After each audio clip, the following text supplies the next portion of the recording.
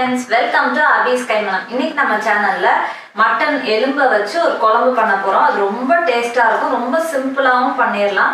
வாங்க இதை எப்படி பண்றதுன்னு பார்க்கலாம்.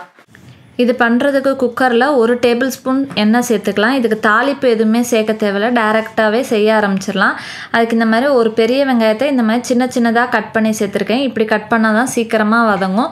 இது கூடவே 10 சின்ன வெங்காயத்தையும் இந்த மாதிரி 2 கட் பண்ணி சேர்த்துக்கிறேன். வெங்காயம்லாம் ஈஸியாக கரைஞ்சிரும், அதனால் நைஸாக கட் பண்ணணும்னு நமக்கு தேவையில்லை. இப்போ வெங்காயம் ஓரளவு கண்ணாடி பதம் வர வரைக்கும் வதக்கணும். அதுக்கு ஒரு 2-3 நிமிஷம் வதக்கினா சரியாக இருக்கும். இப்போ பாருங்கள், வெங்காயம் வதங்கிருச்சு. இதுக்கப்புறம் இதில் நான் ஒரு பெரிய சைஸ் தக்காளியை இந்த மாதிரி சின்ன சின்னதாக கட் பண்ணி சேர்த்துக்கிறேன்.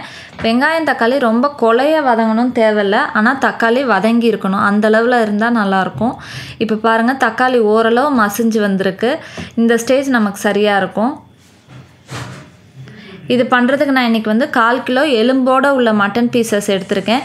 எலும்பும் கறியும் இருக்கிற மாதிரி சேர்ந்த மாதிரி வாங்கிக்கோங்க, அப்போ தான் டேஸ்ட்டு நல்லாயிருக்கும். இப்போ கறியையும் இந்த வெங்காயம் தக்காளியோடு சேர்த்து நல்லா திறக்கி விட்டுறலாம். இது ஒரு 2-3 நிமிஷம் நல்லா திறக்குனா தான் நல்லா டேஸ்ட்டாக இருக்கும். அப்போ தான் மட்டனோடைய ஃப்ளேவர்ஸ்லாம் அதில் இறங்கியிருக்கும். மட்டனோடைய கலர் லைட்டாக சேஞ்ச் ஆகணும், கொஞ்சம் வெந்த மாதிரி ஆகணும். இப்போ பார்த்திங்கனாலே தெரியும், மட்டனோடைய கலர் ஓரளவு சேஞ்ச் ஆகிருக்கு, ஆனால் இன்னும் வேகலை. இந்த ஸ்டேஜில் இருந்தால் நல்லாயிருக்கும். இப்போ இதுக்கு 1/4 டீஸ்பூன் மஞ்சத்தூளும் இந்த குழம்புக்கு தேவையான அளவு உப்பையும் இப்போவே சேர்த்துடலாம். இப்போ இதுக்கப்புறம் இதில் 1/2 கப் துவரம்பருப்பு எடுத்திருக்கேன். இது முன்னாடிலாம் நான் வேகலாம் வைக்கல, டைரெக்டாக இதிலே சேர்த்துக்கிறேன். மட்டனோட சேர்ந்து நல்லா வெந்து வந்துடும்.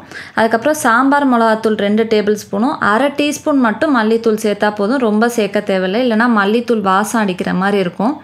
இப்போ மசாலாவோட கறியை ஒரு பெரட்டி விட்டுட்டு 1/4 கிலோ எலும்போடு இருக்க மட்டனுக்கு 3 கிளாஸ் தண்ணி ஊற்றினா சரியாக இருக்கும். அதுக்கு மேலே ஊற்றினா ரொம்ப தண்ணியாக போயிடும் குழம்பு. ஹையில் 1 விசிலும் சிம்மில் வச்சுட்டு 10 நிமிஷம், அது எவ்வளோ விசில் வந்தாலும் பரவாயில்ல, 10 நிமிஷம் வச்சாதான் மட்டனும் அந்த எலும்பும் நல்லா வெந்து வரும். இப்போ 10 நிமிஷம் கழித்து ஓப்பன் பண்ணி பார்த்தா பருப்பும் நல்லா வெந்திருக்கு, மட்டனும் நல்லா வெந்து வந்திருக்கு. இப்போ மிளகாத்தூளோட பச்சை வாசனை போகிறதுக்காக நம்ம இதை கொதிக்க விட்டுறலாம். அப்போ தான் குழம்பும் நமக்கு சேர்ந்த மாதிரி வரும். நல்லா பபிள்ஸ் வர நல்லா கொதிக்க விட்டுறலாம். ஒரு 5 நிமிஷமாவது கொதிச்சாதான் நல்லா டேஸ்ட்டாக இருக்கும். இந்த குழம்பு ரொம்ப திக்காகவும் இருக்காது, அதுக்காக ரொம்ப தண்ணியாகவும் இருக்காது. இந்த மாதிரி கொஞ்சம் லிக்விடாக இருந்தால் தான் சாதத்தோடு ஊற்றி சாப்பிடும்போது ரொம்ப நல்லாயிருக்கும். ரசத்துக்கு பதிலாகலாம் நான்வெஜ்ஜில் கல்யாணத்தில் இது வைப்பாங்க, அது ரொம்ப நல்லாயிருக்கும். இதுக்கு பேரே தண்ணி குழம்புன்னு தான் சொல்லுவாங்க. பாருங்கள், மட்டன் பீசஸ்லாம் நல்லா வெந்து வந்திருக்கு. அவ்வளோதான், நம்மளுடைய மட்டன் குழம்பு ரொம்ப சூப்பராக ரெடி ஆகிடுச்சு. எப்போதுமே மட்டன் பீசஸோட வர எலும்பை நம்ம மட்டனோடய சேர்த்து கிரேவி அந்த மாதிரி தான் பண்ணுவோம். அது டிஃப்ரெண்ட்டாக வெறும் போனாக வாங்கி இந்த மாதிரி குழம்பு வச்சு பாருங்கள். அந்த போனில் உள்ள ஃப்ளஷ் எல்லாம் அவ்வளோ டேஸ்ட்டாக இருக்கும். இந்த குழம்பும் ரொம்ப டேஸ்ட்டாக இருக்கும்.